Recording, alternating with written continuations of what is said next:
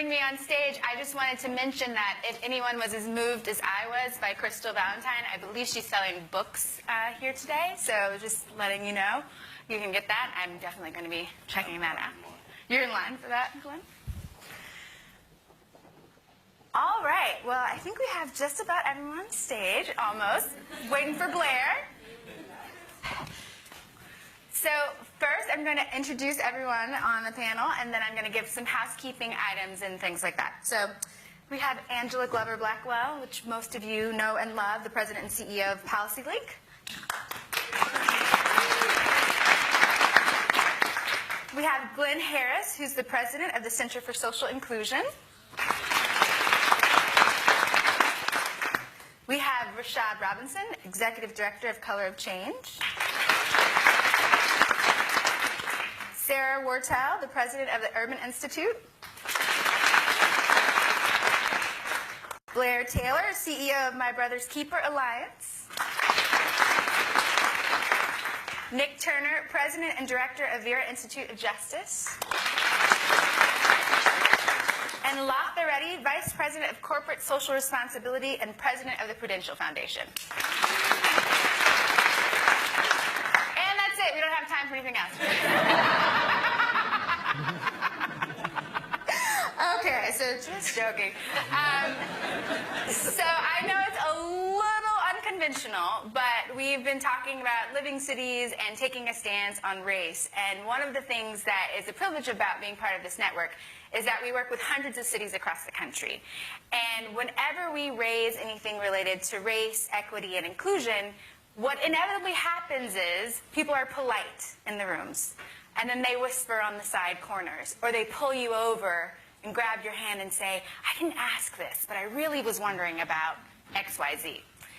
And so we thought, why not bring the biggest leaders across the country who are doing very different things in service of race, equity, and inclusion, and in service of opportunity in this country.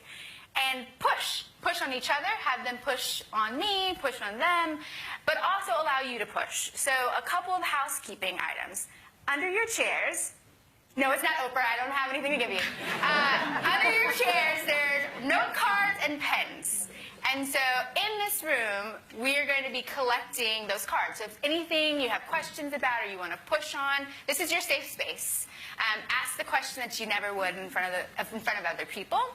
And we're going to have staff. You'll see them aligned around the room. Just raise your hand if you want to pass a card. They'll grab it. And I have my iPad, not so I can tweet while I'm looking at and talking, but because they'll be texting me your questions, and I'll ask them of the panel. So really push yourself to lean in on doing something that might be a little uncomfortable. In addition, it is a privilege for us to even be in this room together. So we have over 200 people who are joining us virtually, and they're also going to be tweeting us as well. So if you are online and watching virtually, or even if you're in the room and you don't want to write on a note card, you can tweet your questions at hashtag LC25Ask. ASK. I'm looking at my social media people in the front that said, yes, that was correct, Ty. You said it right. So hashtag LC25Ask. ASK. The last thing is, and we've seen this a lot with our Project on Municipal Innovation convenings and several others, is that you might just want to say something, just like have a reaction in the room. And so we're actually going to have our Twitter wall on in the back. So the same way that you've seen people tweeting as you go, feel free if you have just a moment and you want to say something to put it on the wall. And we're intentionally letting you stream as you go because we want it to be an interactive conversation. We might not be able to pause. We're not going to read them, but you're going to hear what we say. And if you're like, ouch, I don't agree, or that was confusing, or wow, I thought that was a little odd, or Ty's taking a really long time talking about this, put it on the wall. All right? So everyone got those housekeeping items? Long panel, and now we're done. So I am going to start off with a couple of thoughts. I know sometimes when we're having discussions about race and equity, it might feel like preaching to the choir. But in this instance, there's a wide range of people in this room who come from very different comfort levels. So I'm going to ask everyone to suspend disbelief. If you've heard it all before, just try to listen because some people might not have. If you don't believe it, then push, but do it in service of learning. And then I'm going to start with saying that I'm going to be the skeptic role. I'm going to push a little bit on the panelists. I've talked to them about it. They said it was okay. If they yell at me afterwards, you know they weren't. But I thought I would start with my own story with this. So in some instances, I kind of feel uncomfortable about this whole conversation. I'm not used to talking about race, not in really big forums. I had to learn in an early age, watching my own father push on issues of race and equity. And he was labeled a troublemaker. And so I learned at an early age that that's not the way you solve problems. And because I care about results and impact, I always wanted to hide in plain sight. When I went to the private sector, I tried to stay away from anything that was diversity related. Because why? I was a black woman. You already knew I was a black woman. I didn't have to talk about being a black woman because you saw I was a black woman. So I just want to be known for my intellect. I just want to be known because I'm smart. I want to be known because I'm substantive. And every time I was promoted, I just kind of trotted out like the trophy to show, well, we don't have a diversity problem here because, look, Ty is doing great. And so I had to start to deal with what did that feel like to have to intentionally hide pieces of myself in service of being promoted. So then when I switched to the social sector, I thought, oh, well, now we can talk about race because we're helping people, right? No. I had to talk to the young people I served every day and work really closely with them to help navigate and make the choices related to race, but never to my donors. My donors didn't want to hear about race, and they didn't want to hear about institutional racism because we had a pact. You see, as long as they gave me money for serving those young people, they weren't racist, right? I care about these. I'm not racist. I'm giving y'all money, right? High five, girl. Girlfriend. That was in then. Girlfriend. So then I went to philanthropy, and I was like, all right, now we're going to talk about race. And clearly, we're fine talking about race, right? But my frustration in philanthropy sometimes is you do a lot of talk. And I know you need to name it to do something about it. But I'm uncomfortable, and I'm hoping we can all be uncomfortable, not just because we want to put on a show or be provocative or interesting, but so we can actually start to change behavior. So in service of that, I'm going to start with you, Latha, because you said I was allowed to push.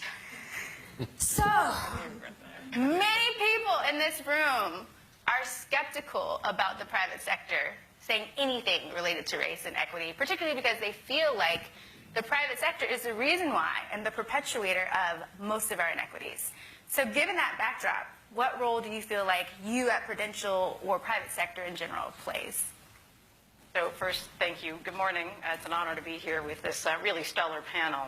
And I want to address, Ty, the first part of what you said, right, the statement part, and say that, yes, there is a part of what business engages in that where the benefit of really only inures back to the business, right? And so let's be honest about that. You can think about sort of the closed loop of capital markets transactions, right, that really benefit the shareholders and those of us within the firm.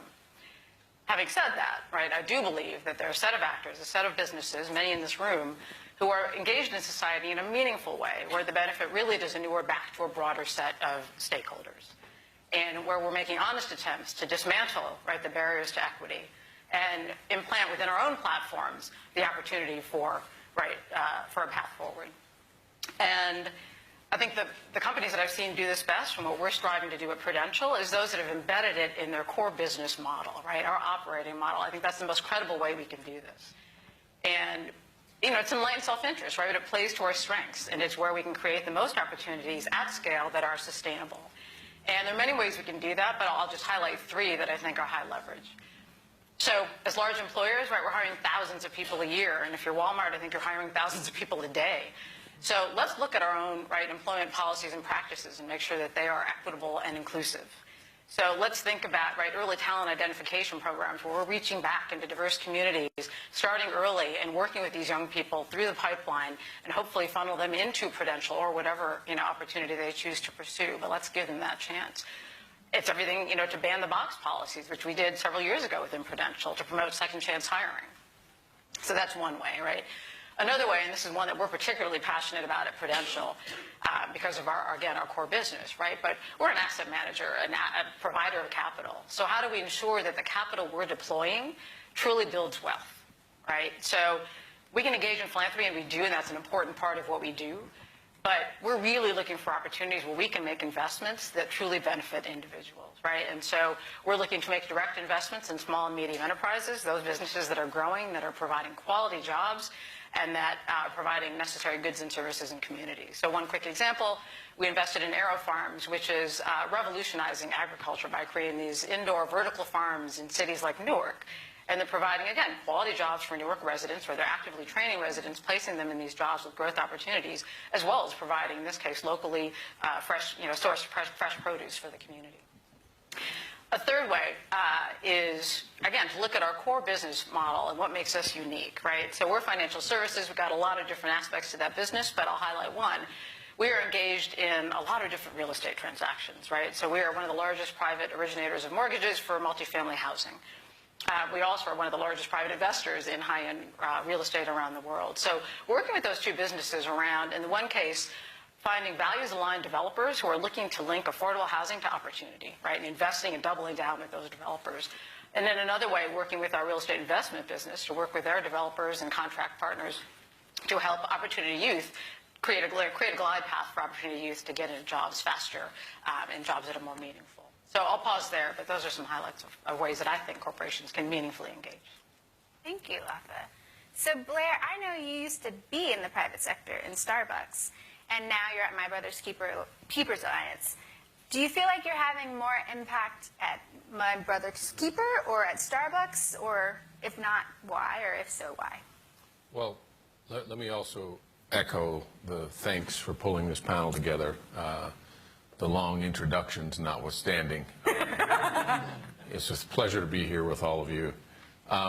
Zooming out for a second, I think the role of the private sector is so critical right now in turning some of the situations that we're facing as a nation around. And the private sector largely is going to act in the long run in its own self-interest.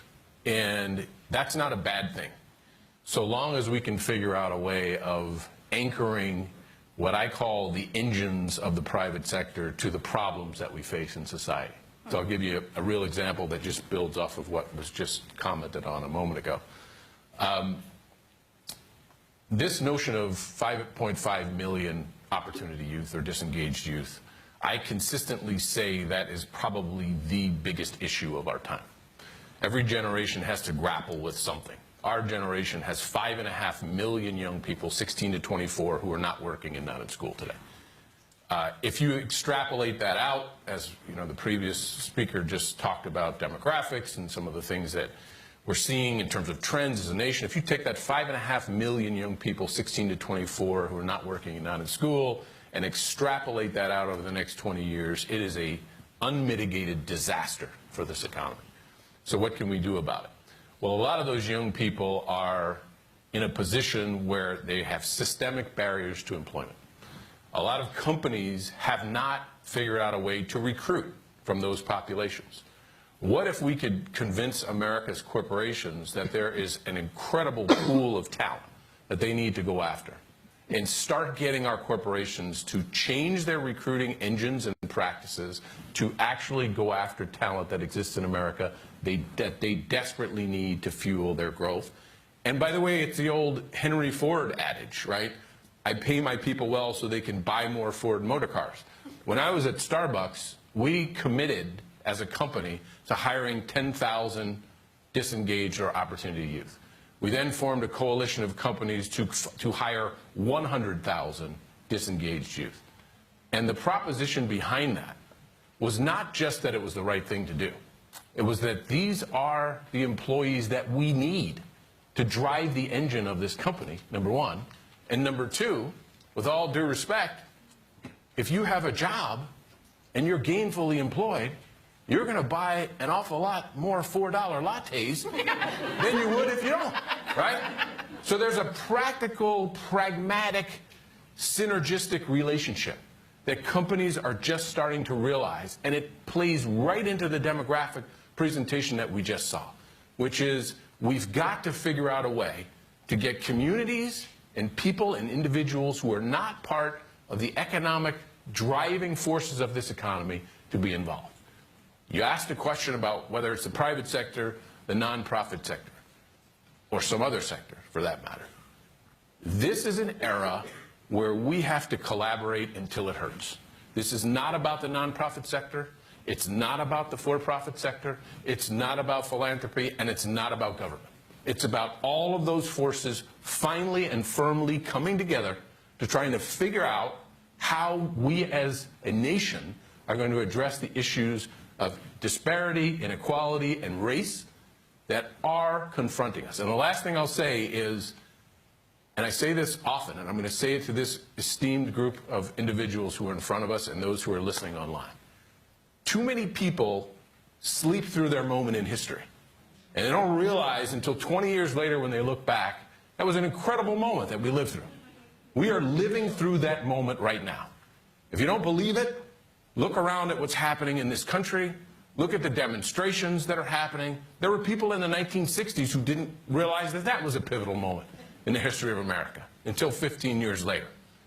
I would submit this is one of the most critical moments in the history of America right now. Not just for the demographical reasons that we heard, but quite frankly because we are going through, in many ways, a catharsis. And the question is, what will we do in this moment in history, and how will we figure out how to drive the different sectors together and collaborate in a way that we need to in order to change our future? I feel like getting out of my chair. So, Angela, you are not someone that anyone would ever say has slept through your moment in history. But I will say that lots of people who've seen the data from Bill Fry or others have been pushing back and saying that at times the intersection of race and opportunity is so focused on black folks. But when you look at the shift, are we overemphasizing black lives? I wish I could see that moment where we were overemphasizing black lives. I've never seen that. Have you? You're just the moderator, huh?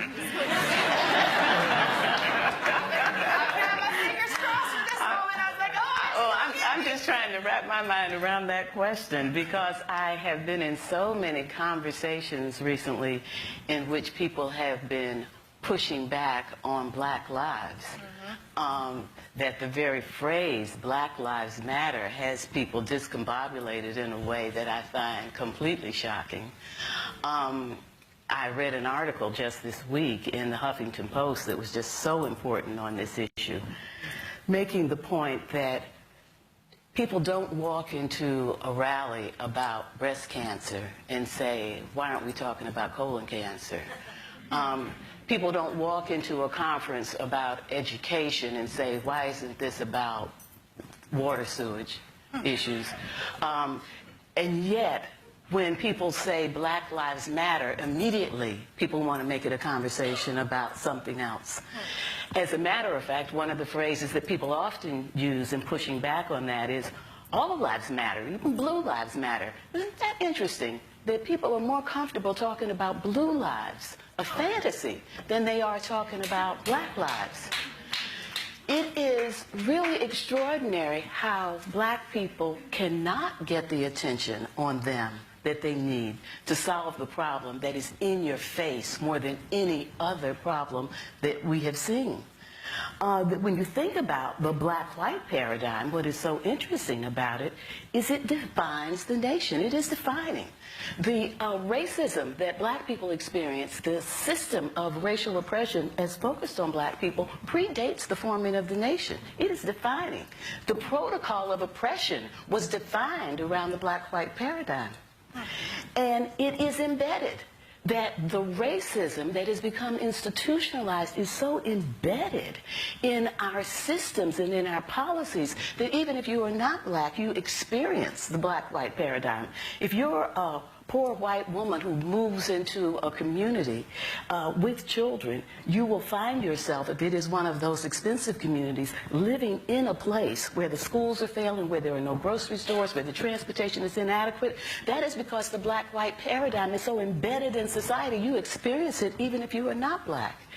And it is persistent. The most housing discrimination, the most hate crimes are still against black people. And so when we say Black Lives Matter, what we're trying to do is to create a sensibility in which all lives can matter, because all lives don't matter unless black lives matter. All lives don't matter unless black lives matter, and we can't even say that. And you're turning to the wrong person to ask about black and others, because I'm from California. I'm from California, and we don't just talk about black. We talk about people of color, and we know what we mean when we say that. Native American, Asian, Latinos. We're part of the Alliance for Boys and Men of Color, and we take between 300 and 400 young people, more young men than women, but not exclusively young men, to Sacramento to be able to meet with all of the state representatives. That group is overwhelmingly Latino. Overwhelmingly Latino, because that's California. That everybody up here I have worked with, but if you had had a similar group that was Latino or Asian or Native American, I could say the same thing. Because we work across race and difference, because that's the way we have to get things solved. And so we can't pit one group against the other. We have to be in this journey together, but understand that everybody will not get to the end of the journey if we don't understand the specifics of the journey. So you've got to be able to call out the particular experience of black people, for black people to be able to work together and be able to define where they need to go and how they need to get there. But the same is true if you're Native American. The same is true if you're Asian. The same is true if you're Hmong within Asia. So we have to, the same is true if you're Latino. So we have to be able to embrace what it is we want for everybody. We have to put white people in there because white people want it too. I could go on and on. I know you don't want me to. You could say go like this and I'll stop. Because I was just about to go off on white privilege, and that might take a long time. But I'll say a word about it. I don't even like the term white privilege, because as I look at so many people who are white and are suffering in ways that are very similar to the people who are African American and suffering, I can't imagine turning to a white person with that kind of burden and saying you have privilege. I know they won't know what I'm talking about. That's one reason I don't like to talk about it. But the other reason I don't like to talk about it is it's shocking to me the way that we can take a conversation about the oppression that people of color are suffering and turn it into a conversation about white people and their privilege. That, it seems so odd. And then the other thing that is odd about it is that what people then want to embrace as white privilege is not privilege at all. It's the way life ought to be. If you can walk into a store where you expect to spend your money, and you can walk into that store and expect not to be followed, and expect that people will come up to you and say, may I help you, with a smile. That is the way it ought to be. If that is happening to you, that is not a privilege. That should be the way it is. And if you see people to whom that is not happening, that is oppression. And if it is not happening to them because of their race, that is racial oppression. If your son can go out and you're not worried that he's going to be killed by the police, that is not a privilege. You ought to be able to assume that. If there are people in society who are black and can't make that same assumption, that is not a white privilege. That is black oppression. So we need to start taking this apart and thinking about all of these issues. Let me just stop.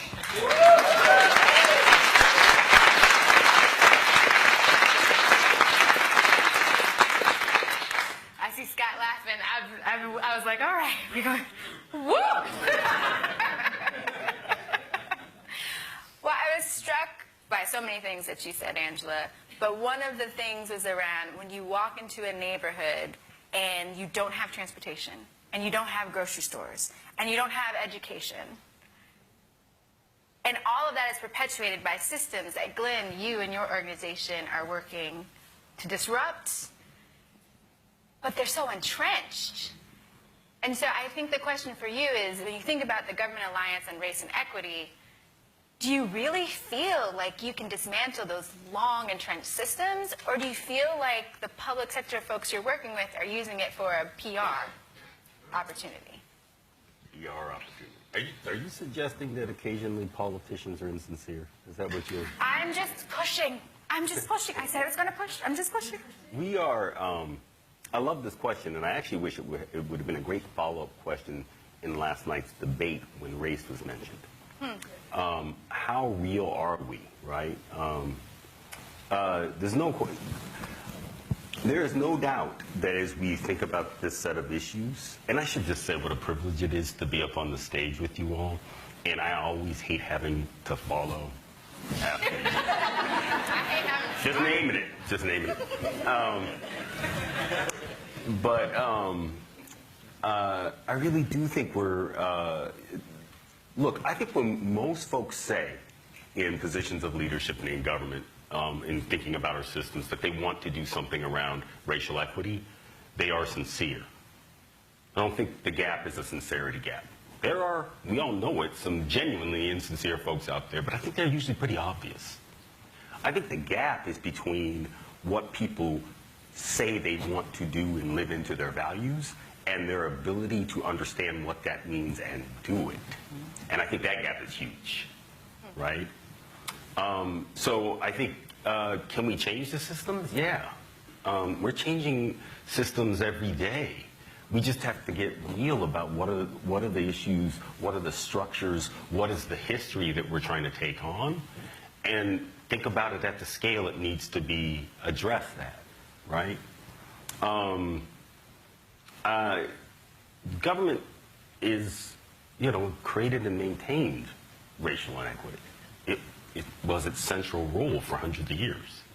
And so I think as we think about the role of government, we got to really get real about what are the collection of those systems and what do people need to make change. And that is, in my mind, many things. One is just what Angela said, and I think we've been doing here, which is creating a space for people to have a conversation that names history, that names structure, that allows folks to have a deeper understanding of how we ended up here, because we don't get taught that in school, which could be a conversation in and of itself.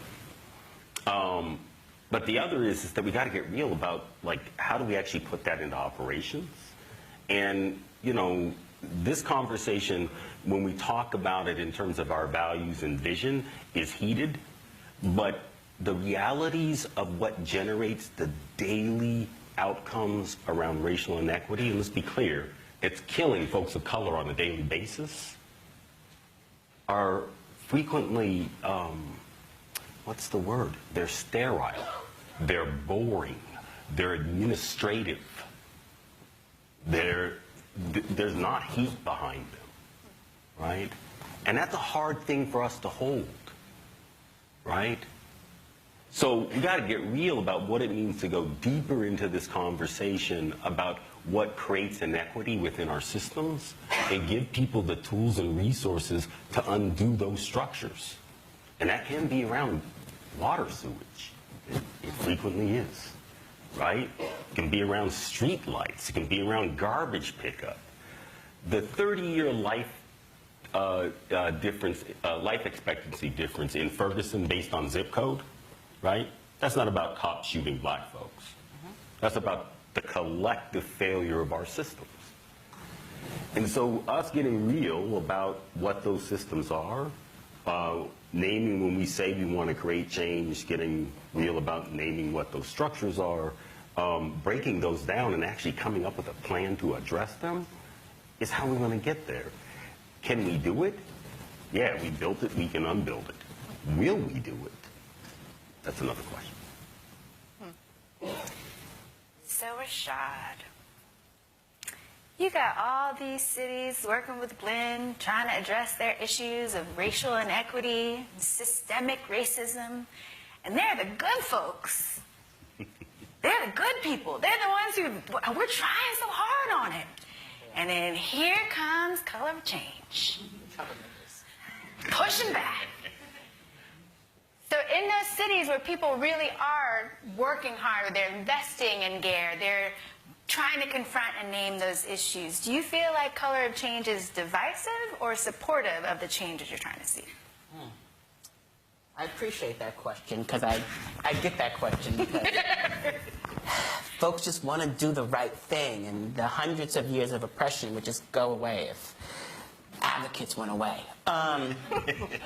So I want to start a little bit because, you know, Color of Change is just had our 11th year anniversary, and because we were founded in the aftermath of Katrina. So I want to start there and talk about sort of the framework and how we think about this. So 11 years ago, there was a flood that was caused by bad decision makers that turned into a life-altering disaster by bad decision makers. And I still remember those images of black people on their roofs begging for the government to do something and being left to die. And I also remember them being maligned by the media, targeted by law enforcement and politicians. And in so many ways, for us, it illustrated all these things, all these issues that we know, geographic segregation, generational poverty, climate inequity, all of these sort of issues that we know, and ways that structural racism undergirds all of those and creates outcomes. But at the heart of it, no one was nervous about disappointing black people. No one was nervous. Not media, not corporations, not government. And when institutions and decision makers are not nervous about disappointing your community, they will do whatever they want. Because people don't experience issues, they experience life. Racist policing needs racist media to survive. Political inequity needs economic inequity to thrive and flourish. All of these things actually have to work together in concert because we live integrated lives where all of these sectors, people's experience with society and racism don't just happen over here on this one issue. It's not just that my problem is with policing or my problem is with education. My problem is with power. And my lack of power, my community's lack of power will determine our outcomes. And so often we mistake presence for power. We mistake being in the room, our ability to have our stories trend in social media, people talking about it, folks focusing on it, people wanting to come to the table for the ability to actually change written or unwritten rules, or that we've actually changed the written or unwritten rules. And so there's a difference between the shout-outs from the stage, the direct service, the drive-bys that we will sometimes get on our issues, and a fundamental understanding by decision makers that they have to do something to change. And so we have to work in concert, right? Because the sense of urgency that decision makers will have about showing up will be directly tied to what type of pressure they feel like they will get and the type of consequences politically and culturally they will have for not actually doing their jobs. And that exists not just for black folks, but that exists for all communities. Communities that have more power, communities where people in power are nervous, are communities who get served first. Communities where folks are not nervous, they get served last. And so to the extent about whether or not we are helpful or not helpful, whether it's Color of Change or other advocacy organizations, we are critical ensuring that the sense of urgency and responsibility, that the demand is clear and the consequences are clear. And so I say that to say that this is not about trying to be helpful or unhelpful, but about sending a very clear message about how society is supposed to work and creating a less hostile and less harmful world for black people, and as a result, for all people. Thank you, Rashad. So, Sarah, that image that the poet gave about coal and burning and action, not usually what people think about research. In fact, there are lots of people who feel like the research work actually diverts resources away from the hard work, the hard to fund work like advocacy, you know, the hard to fund work that's on the ground. So what is the role of research in all of this change? Well, that's a great question, and let me just join everyone in saying thank you for making us all a little bit uncomfortable. I don't think research alone creates social, political, policy change. I don't think that any one part of the ecosystem of change can do it alone, and I think that's by the people you put on this panel today, government and political activism and the private sector and advocates. By putting us together in some ways, I think you demonstrated that we are part of an ecosystem.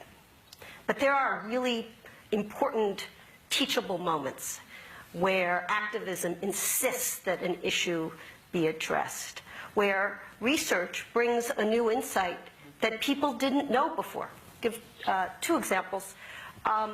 We've talked a lot about the school-to-prison pipeline and the way the disparities about suspensions for black boys is so much more profound for white boys. But I only recently learned from work my colleagues did that actually the disparities are twice as bad for African-American girls. And that conversation with a school teacher or with a principal or with a school system administrator starts from pointing out something that they might not know. That's not enough to make the change. You also need people saying, not with my girl, and their community answering. But we need to be, research can be part of the ecosystem of change. And there are lots of ways that you can bring information to the conversation. When we think about the work of living cities and the communities that we are trying to create, we're in the midst of a city that has an extraordinary engine of growth. But the real question is that engine of growth bringing, are the beneficiaries of that growth the longstanding residents of those communities? Well, we think research can tell you a lot about which policies result in that and how to measure whether it's happening. You can have politicians talk about it a lot, but what are the metrics that we're holding them to for inclusive growth? So I think research has a lot to play. But I think what I'd like to be challenged on, and I hope that our funders and our colleagues are doing that for researchers, is how we do that work. It is not necessarily the case that if you describe a disparity, you provide the insight that we need at this moment. How do you can say that a Latino woman's health outcomes are much worse than a white woman's. But could you ask a research question about the ways in which that woman interacts with our healthcare system over a lifetime, the structures in her life that result in those outcomes? It's what question do we ask? And it's about whose evidence counts. When we collect data from a community, one of my colleagues has come up with the idea of what she calls data walks, where she literally walks through a neighborhood with a group of residents from the community talking about what information has been found and says, does this make sense to you? And you know what? You'll learn something completely different about what those numbers mean when the people whose lives they're describing are part of the conversation. Clearly, it's also about who works there and the competencies, the knowledge sets, the prior experiences of the researchers themselves. And we need to be pushed to be better, to have different voices. And we need to be made uncomfortable to think about how research organizations and leaders like me spend their time. Who has their ear? What questions are they spending their time? Where does the discretionary extra dollar go in a nonprofit organization? Those things, how willing and open am I to being made uncomfortable by my staff and my colleagues? It seems to me that the question, I would argue, leading a research organization, is not, is research matter, but are we doing the research that matters? And are we doing it with the partners and asking the questions that count? Thank you for pushing back, Sarah. I appreciate that. And I think when you talk about research that matters, it brings me to you, Nick. And a lot of your research is around criminal justice and what works and what doesn't with that. You had an article about the steep cost of America's high incarceration rate, and you laid out a very compelling case of what that costs our country, and not just each individual. And so, hands down, I would say it meets Sarah's criteria about is it the right type of research, and is it focused on the right population. But are you seeing behavior change? Are you seeing people actually changing as a result of that? Hi, thank you very much. And let me just say a few quick things about being here on this panel. I'm very appreciative to be in this good company. I am also feeling quite inadequate. It reminds me of my high school days here when I was a weak-hitting second baseman. I always batted 9. I guess at least I'm batting 7. Slight improvement. I would crouch like Ricky Henderson, create a tiny strike zone. I got walked a lot. From the bases. So let me see if I can pull off something like that here. Yes, we are indeed seeing behavior change, but to make an argument that we need to dismantle our system of mass incarceration solely on the basis of the fiscal impact or the broader economic impact is not sufficient. But let me also say that, and this may sound funny to a few of you, but beggars can't be choosers. And what I mean by that is that this country, for centuries, or certainly, let's just say for the last 4 decades, has been on an incarceration binge that the public completely chose to ignore, that the establishment chose to ignore, that people basically accepted as the trade-off for providing safety and safe communities, when in fact much of it was driven by a coded connection between the color of one's skin and criminality. And that is beginning to change now, and I'm about 3 years into my return to the Vera Institute. I was gone for about seven years in the world of foundations. And returning, I felt a little bit like Rip Van Winkle, because I saw that there was a movement afoot, that there, whether it was demonstrations in the street after Ferguson, or whether it was the rise of this much ballyhooed, bipartisan consensus to change the system.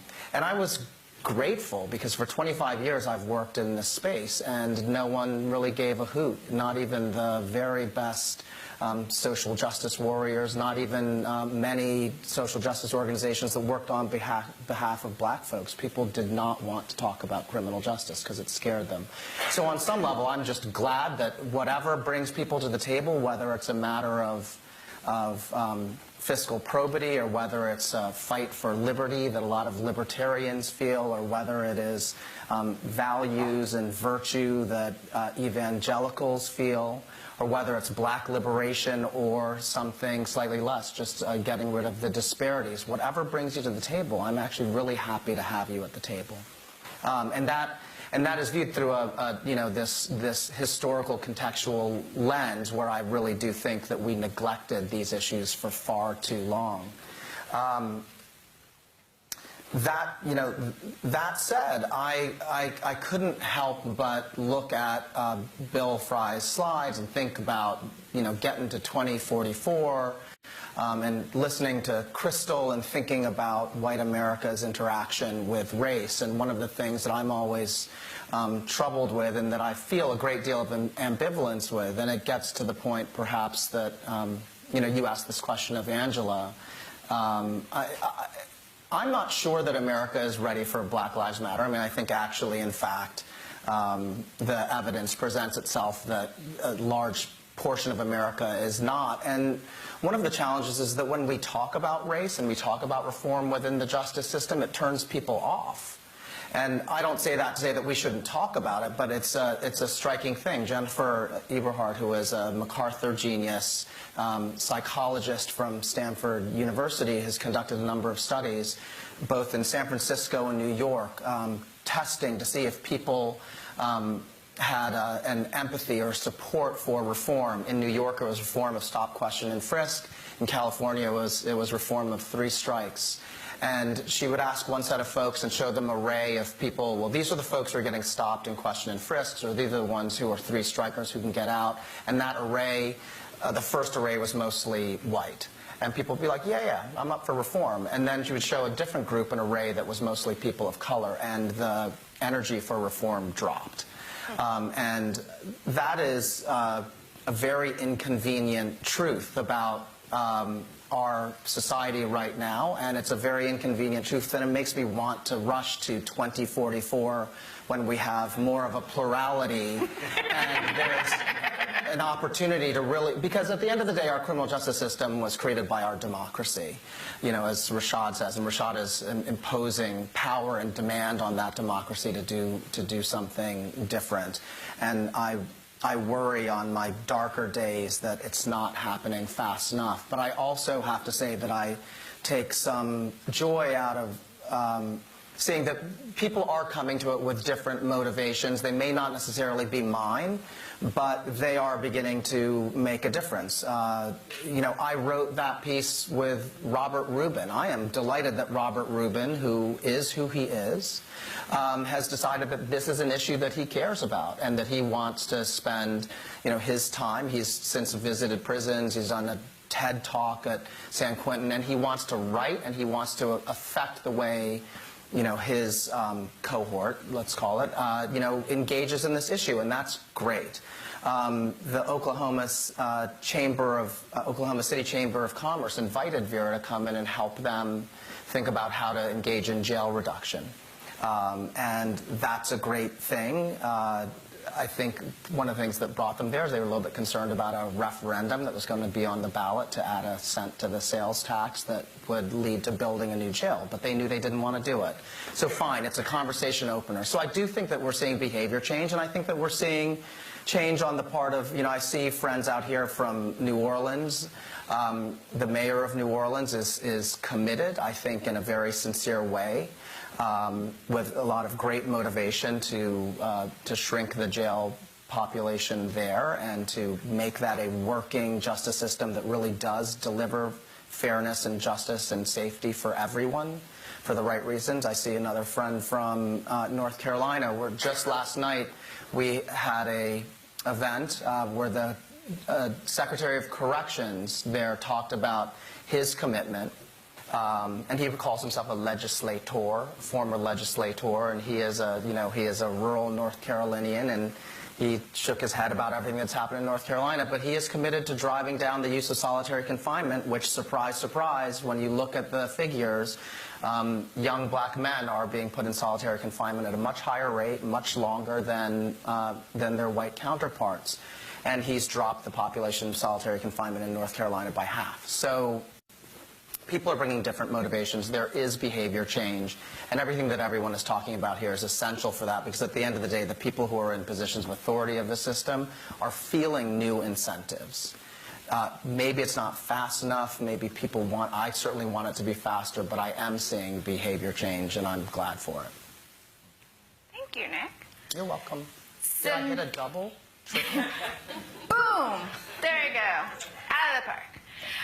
So I mentioned earlier today that there are note cards and pens under your seats. Please, if you haven't, go ahead and write on the note cards and pass questions to folks in the aisles. I've already got some questions in my iPad from folks. And then also people who are virtual, or if you don't want to do low tech, you can tweet at #LC25ask, ASK. So while we're waiting for more questions, I figured I just wanted to ask, how many of you saw the debate last night? All right. So I hadn't planned this, but I'm just going to just throw a softball out there and say, does anyone want to share anything that might have come to mind on the segment about race and healing Does anyone have any reactions or things that they feel they want to get off their chests while we're here in front of the room? If not, I will go to the questions, but I figured I'd just at least give an opportunity. I think you should go to the questions. Yeah, Let's just go to the questions. Yes, ma'am. We'll just go to the questions. Well, afterwards when we do our break, feel free to ask anybody any questions. Can I just make, I'm sorry, Angela, I do want to make one comment. Yes. So I think, put aside the conversations that happened or didn't happen last night for a second. I think we are living through an era where what should become clear to us is that the answers and innovations around social change are not necessarily going to come from the government, which means that the responsibility falls on all of us to pressure that system to do what it does well, which is scale big ideas, but not necessarily to look for even the President of the United States, certainly not the Congress as it's currently configured and acting, and other institutions at a federal level in particular to innovate, to come up with these social innovations that are needed right now. And I think that needs to come from philanthropy, that needs to come from the nonprofit sector, that needs to come from business. I think, to me, that one takeaway was that, which is, let's not put all of our eggs in expecting the chief executive of this nation to come up with all of the answers. Let's instead force that system to respond to our innovations that are our responsibility collectively to come up with, and let the government do what the government does well, which is scale big ideas. I think that's one of the things that we should walk away with in looking and hearing about the conversations as they're happening. I would wonder if, Glenn, you would agree with what I'm about to say. We have an initiative at Policy Link called All in Cities, in which we are helping cities to be able to come up with policies that build a fully inclusive society in which all people, including people who are Black, Latino, transgender, all people, can fully participate. And I am struck by how local government really is a hotbed of creativity. I am struck about how local government really does have the capacity, Nick, to live in 2050. I sometimes think I live in 2050. I live in Oakland, California, and the future is here. And so I think that because cities really are ground zero for the demographic change, and leaders of color and progressive leaders and leaders who are just determined to make the best with what exists are using their creativity, their policy to really make extraordinary change. I think there's often a disconnect when we're having a national conversation that tends to take us to the lowest common denominator. And then once we get in that lowest common denominator space, we get a lot of angst about what we don't know, what we can't talk about, where we aren't. But if we reach for what Manuel Pastor Stuart Poe and I call the uncommon common ground, those places of the highest points of agreement, the creativity that comes from business, that comes from government, that comes from philanthropy, and comes from the base of all wisdom, which is from the people, really begins to explode.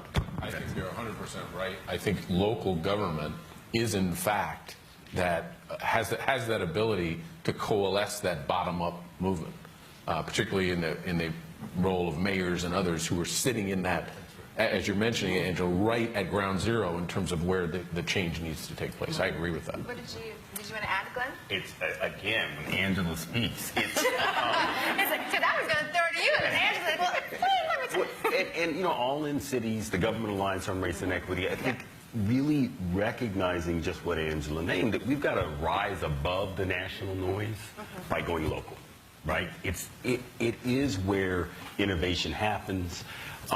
It's most importantly, it's where implementation occurs, right? It doesn't matter what folks are saying up above. It's about what does that look like in people's lives, as Rashad names. Are people feeling that? And that is only happening at that sort of, at the most sort of localized level. I do think that we, you know, the stats are pretty simple in this one, is that 75% of people say they have mistrust in government, that government will do the right thing. Problem is that really, that's federal government. When people hear government, it's the first thing they think, and they think elected officials. And this is really important for us in this room. Truth is that if you ask those questions going down, speaking of the importance of research, that 75% of people say they actually have faith in local government. That's like completely inverted, right? So that space for us needs to be reclaimed as a precious space. And I believe personally that it's always been a lie that federal government created things. It's always been driven from folks on the ground.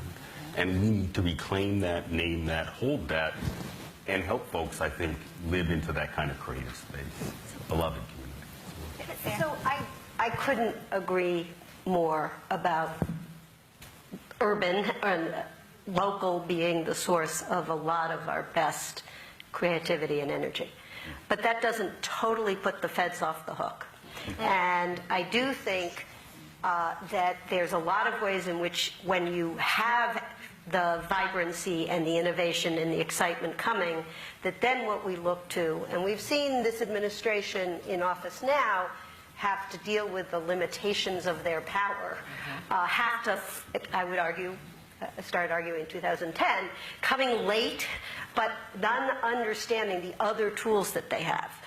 Supportive policy environments mean, in some cases, getting out of the way, getting rid of the rules that make it hard to combine funding streams, supporting best practices, lifting stuff off, being willing to invest in scaled interventions, et cetera. So there's a federal policy role, but we tend to, especially at every 4 years, tend to sort of think that that's the start of the conversation. I'd actually argue you start on the ground, and then you say, okay, feds, now what can you do to help us push with momentum or stop making it hard? So my first question from the audience, whether virtual or in this room, is for you, Latha. And it says, I quote, "Love the private sector, but not going to give them a pass on their practices. Folks have to jump obstacles and still aren't hired. How do we change that culture within the private sector?" So I think there are many of us, right, who are working within to do that. A lot of it is perception, right, the narrative. So let's be honest, right, there are preconceived notions that people have, people in decision-making positions. And so how do we change that dynamic, right? How do we help people understand how their own perceptions and biases, right, are influencing their decisions? So that's ongoing work. I know we at Prudential are undertaking that. I suspect that our corporate colleagues are doing that as well. Right, so that's one push. I think, again, our team, my team, right, has been working quite closely with our hiring organization, our staffing team, to really dig deep and think about, again, what these diverse talent pipelines need to look like, right? We're not stupid. We know that to be a relevant, viable, ongoing business, right, we are engaging in a society that is increasingly becoming more diverse. And so our future workforce will be of color, our future customers will be of color. And so how do we think about that internally, change our systems and our processes to be responsive to that? And on the hiring front, that means going back, right, deeper into the system. And so working with, right, the education system at a systems level so that we are providing adequate, right, opportunities to our young people of color so that they can be competitive for these jobs. That's a long lead proposition, but it's something we all have to invest in, right? And so doing that now and just staying the course. And so taking the long view is a big part of this, right? And we all have that sense of urgency. But we also know that it requires patient capital, right, and the ability to stick with these issues over the long term to begin to see the results. I also think that from an advocacy space, we have to create that sense of urgency, and we have to change the incentive structure. As I've done a lot of work over the last couple of years running campaigns on Silicon Valley in terms of their hiring practice. I will walk into rooms and get a whole lot of different stories about STEM pipelines, and then I look at the fact that only 25% of the jobs are actually STEM jobs, and most of them are they can't find someone in marketing or HR who lives in Oakland to come and work there. They will put out diversity numbers that are 2% or 3%, and they'll count security guards, cafeteria workers, and custodial staff who are fighting for a living wage on the campuses. And so we will continue. We will be sitting in a room like this 10 years from now, and we will hear from private sector about candidate pipelines and about we just can't find people of color. And as I just told a corporation that we were finishing a campaign against around some of the practices on their platform around black folks not being able to rent rooms from their home sharing network, And in the final days of the campaign, when we also were pushing them around their diversity, because as we went to many meetings in their offices, we went in and we were like, wow, this is why you didn't realize you had a problem, because you had a couple of black folks, people might say, hey, there might be a problem with getting a room if I put my picture up, like getting a cab. As we sort of went through these conversations, if there had been no pressure, if there had been no sort of demand for incentive, if there had not been the idea that someone is going to be held accountable, then we would be continuing to talk about sort of all of these different things in the environment that are somehow a problem. What I said to them, I said, if people's credit cards were not working on your system, you would fix that tomorrow. You would find all sorts of ways to fix it. If somehow, there was a situation where, people couldn't actually post their information to share their homes on your platform, you would fix that tomorrow, no matter what the problem was. So if we don't make it part of the bottom line go-to-market strategy, it will always become a side thing that is sort of about being nice to black people and brown people and native people. It will be like, well, we want to do this and we want to be altruistic. If we don't create the incentive structure for it to be critical to their bottom line and them surviving, then we will be here 10 years from now having the same exact conversation, the same conversation we've had, quite frankly, around diversity pipelines 10 years ago. Because they are exactly the same conversations over and over again. And this is not to say that there are not good people inside of these systems trying to do good work, trying to move the needle along. But good people need to be empowered by powerful campaigns and powerful advocacy on the outside. Otherwise, they will simply be people sort of saying what they want on the inside without any demand on the outside. Well, I will say I agree with that. I think that's right. Most companies out there want to do the right thing. Most of them. And after having spoken to 20 or 30 of America's largest CEOs over the last couple of years and about this topic, I will tell you they're setting out with intentionality the right thing. They're not going to say, hey, we're not trying to hire black people or we're not trying to hire low-income folks. They're all setting out with that intentionality. The problem is the systems that are in corporate America are not set up to recruit the populations that we're talking about. So, I'm a fisherman. I love going fishing. And if you want to catch a marlin, you can't be fishing in a lake. You have to be fishing in the ocean. You're not going to catch a marlin in the lake. So which is to say, if you go inside of corporate America today and you look at the systems, if you look at who's doing the recruiting, often there are no people of color, right? If you look at the relationships with recruiting firms, often there are no people of color leading those firms. If you look at the relationships with community-based organizations, often they're non-existent. Well, how are you going to be tapping in to the populations that we're talking about if you don't have any relationships with any of the organizations who can tell you who the talent is, right? I mean, that's what this is about. It's about that process. Years ago, I worked on the issue of admissions at UCLA. The black admissions at UCLA had fallen from about a high of 450 to 2006, a low of 96. And I was the CEO of the Urban League at the time, and several social and civil rights organizations marched into the chancellor's office, to your point, to put pressure from the outside. And they said, we've got to figure this out. And as we dug into it, we realized one of the key things was those folks who were reading the admissions, the applications, there were almost no people of color doing that, almost zero black people. We tripled the number of black people who are reading. That's the person who gets the application, reads it, and decides whether it goes in the circular file or it goes on to the next stage in the process. We tripled that number, and the next year the number of African Americans doubled in the system. And that is to say, if you put more people in those roles, in those recruiting roles, more people of color, look at I ran global HR for Starbucks for a time. You've got to look at that. Who are in those positions? Who are making those first decisions on who may come into the company? And anybody who's in a responsible position in a company needs to ask, as well-intentioned as you may be, if your systems are not in alignment with your intentions, you're not going to get there. You're not going to catch the mark.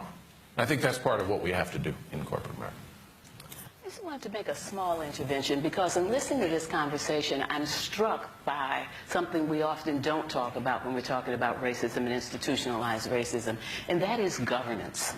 A lot of the problem is a problem of governance. I'm often struck when I'm trying to connect with people, whether it's people who are running think tanks or peers who are doing advocacy work or people who work in foundations, that whenever people are getting ready for a board meeting, kind of everything stops. Getting ready for the board meeting is really important. It's important in my organization. It's important in your organization. People care about their boards.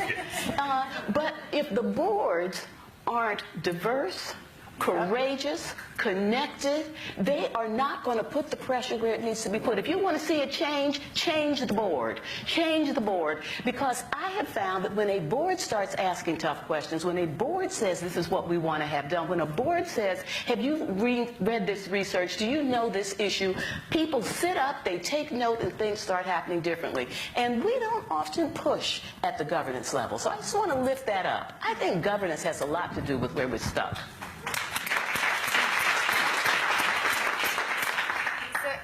Mentioned, have you read this research? And there's a question for Nick and for Sarah about how do you move from make the case research to actionable research?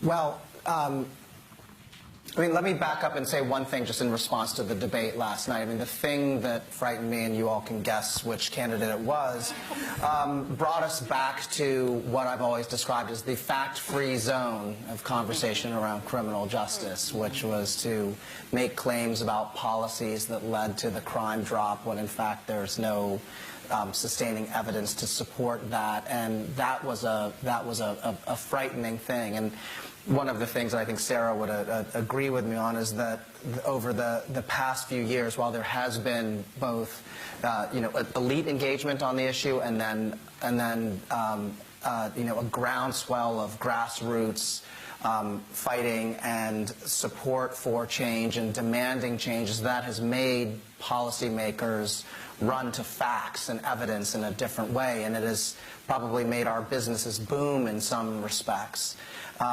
And this question points out the big challenge, which I think is something that both Sarah and I have to figure out how to confront every day, which is that it's not good enough to have a research product that that is a digested 8-page brief on a 270-page technical report that we produced 3 years after a really kick-ass study, and we have to think about. And we have to really think in very different digestible ways that produce information that feed a broader set of constituencies. So the advocates who need to be armed with knowledge. So in New York last year, after the shooting of a police officer, there was a call for the need to change the diversion laws so that people who were being sent to drug treatment, you might consider public safety as a risk. And the implicit argument was, on the part of some electeds,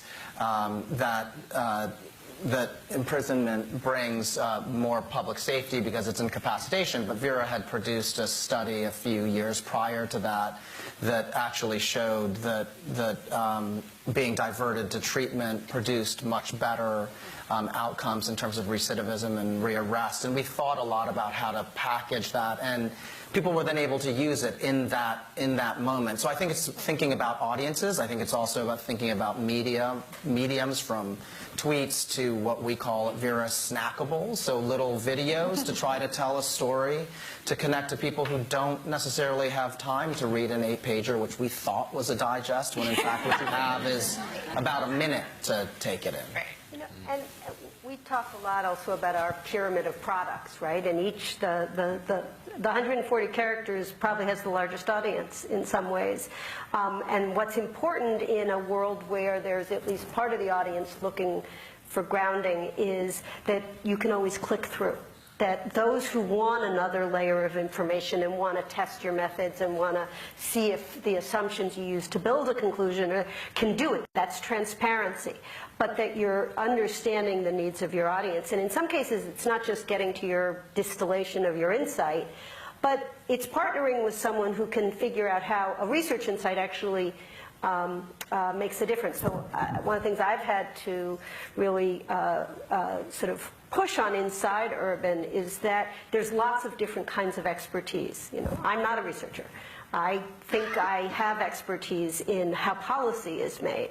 And an insight for research doesn't automatically tell a policymaker what to do. There's a whole nother thing, which are what are the levers that that policymaker has at their command that they may, and where are the political action aligned so that there would be pressure to take which ones are feasible, which ones are possible to create. And so bringing asking a research question where there's that ecosystem to translate the insight into policy discussion and ultimately into political action, you want to start the conversation knowing where you want to end up, not what answer, because we have to be open to getting something different, but what conversation do we want to join, and do we have all the resources we need to join it? And then, because PolicyLink is also a research organization. We're a Research and Action Institute, and Action Institute. And when we do research, we have action in mind, but the research has to be able to meet the test that others would bring to whether or not this is solid research. One of the things you'll find on our website is the National Equity Atlas, which is an extraordinary compilation of data about the shifting demographics, the challenges in the economy, and the benefit to the economy if we got racial equity right. You will enjoy it. The punchline of the whole thing is that if we got rid of race inequity in employment, that the GDP would be $2.1 trillion higher. We have that same data for 150 regions and 50 states. But when we do research, we have in mind what it is we're trying to do, but we don't want to ever be accused of just working on a problem. We're trying to solve the problem. And you can't solve the problem if you don't understand where you start, if you don't have a goal, if you're not measuring how you're doing in relationship with that, getting to that goal. And so I would love to blur the lines between researchers and activists and people who are doing policy, because if we have goals in mind for the population that we care about, and that is the people in the nation, then we need to understand that everybody has a role to play and that we need diversity at every level. It is wonderful that so many people have now come to the issue of equity and racial equity and the role that race plays.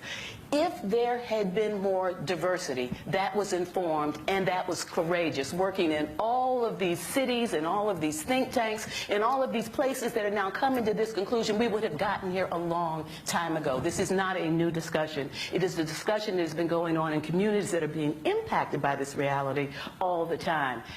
The point that I want to make here is that we cannot allow the different essential segments of the continuum to work in silos and not have the same diversity that you have at the advocacy level, at the research level, at the foundation level, at the policy development level. We have to have it every place, and diversity is not justice. Diversity is a step toward justice, but you have to make sure that people are committed, courageous, and informed. So I think Angela did a great job segueing us to our final thoughts as panelists. And so I'll start with you, Rashad. I think one of the things that Angela just said is that we have to work together differently towards a common set of outcomes. So what's one thing that you would hope, and it's the same question for everyone, but what's one thing that you would hope that people in this room, people virtually, and just our country would work together differently to solve? One thing, it's so hard. Just one. I think the one thing that I hope that people recognize, that when we're dealing with these problems of inequity, of racism, of systemic challenges that have been happening for years, that we have to move beyond dialogue and conversation, and we have to move to action.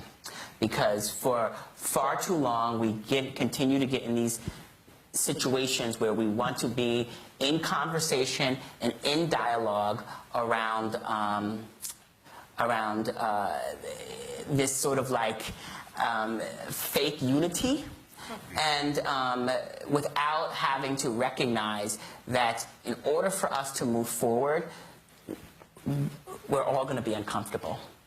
Those in decision-making powers are going to be uncomfortable, and those who have been have had structures imposed on them are going to be uncomfortable. But in that uncomfort is the only place that we will get towards change, and we will not get to that without creating the type of environments that make all of us uncomfortable and start truly changing the power dynamics in which our communities exist. Glenn? I know, just one. Yeah. Just one. Get your house in order. That's my one. Whether you're in the private sector, in philanthropy, whether you're in government, get your house in order. Move to action.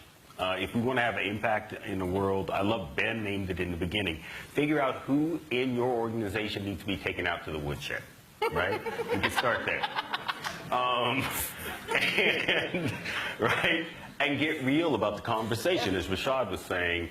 And that means coming up with a plan, not just having a talk that makes us all either feel a little sad or a little happy, but actually coming up with an action plan about what we're doing in our institution today and tomorrow that is moving us towards greater equity.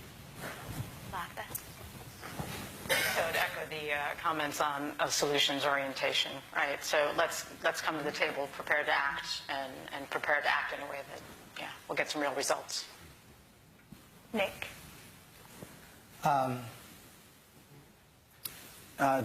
Develop some empathy, which might sound strange coming from someone who's the head of a research and action organization, but I don't think we solve the problems that we're confronted with in the criminal justice system without, as Brian Stevenson says, getting proximate and recognizing that there are many people in this audience I know who have had contact with the justice system, who have family members who have who might be children of people who have been incarcerated before.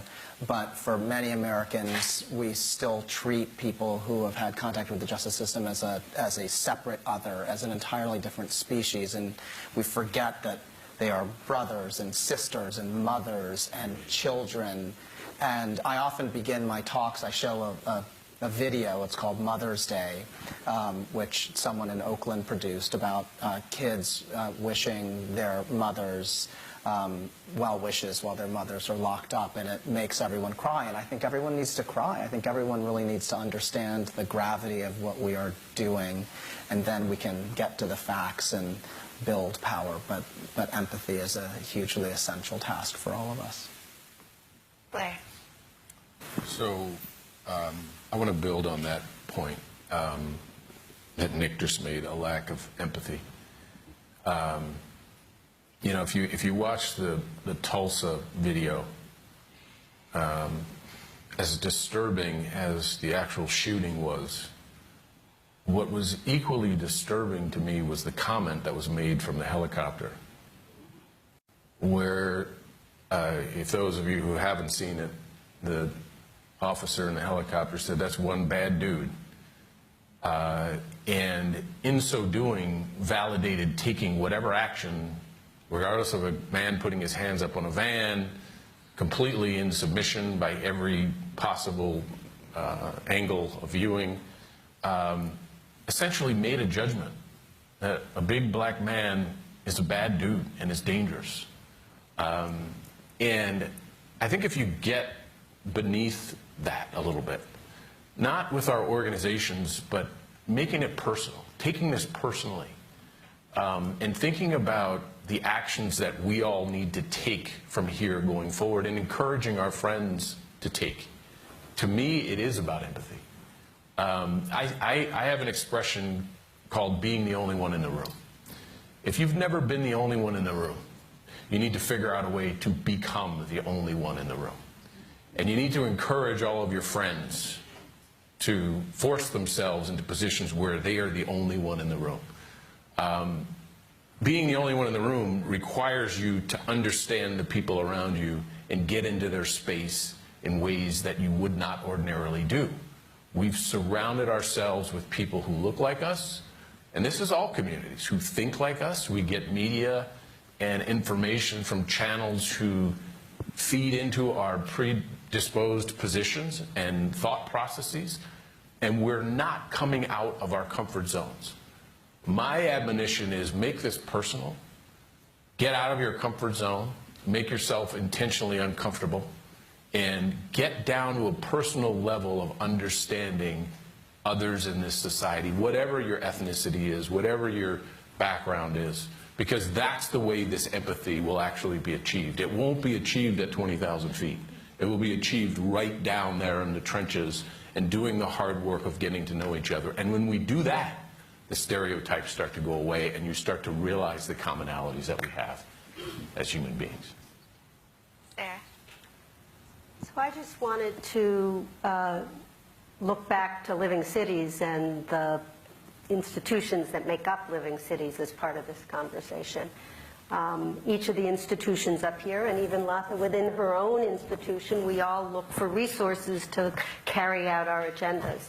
And that pursuit causes us to get small sometimes, because we have different relationships with each of the individual institutions and then our individual programs and policies. And we've talked a lot about the ways in which all of the different pieces here work together to make change.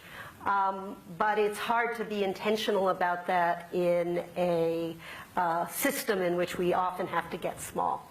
Living Cities is an institution that was created for funders to try to lift that up a little bit, and I think its capacity to think about the relationships and the larger sort of theory of change and the ecosystem of change that we're investing in on these issues is one way that we can organize to the larger think about outcomes, which is, I think, where we started this conversation. And Angela? For those of us who want to see a nation in which all can participate, prosper, and reach their full potential, this is our moment. This is our moment. And I have seen another moment, and it was a long time ago. The civil rights movement at its peak was our moment. We didn't do all that we should have done in that moment. It never occurred to me that it would be 50 years before the moment came again. A lot of people who I knew along the way didn't make it to the next moment. The older you get, the more you will realize that if you're lucky enough to live during one of those moments, you have to do everything you can to take advantage of it. This is our moment. Please join me in thanking our team.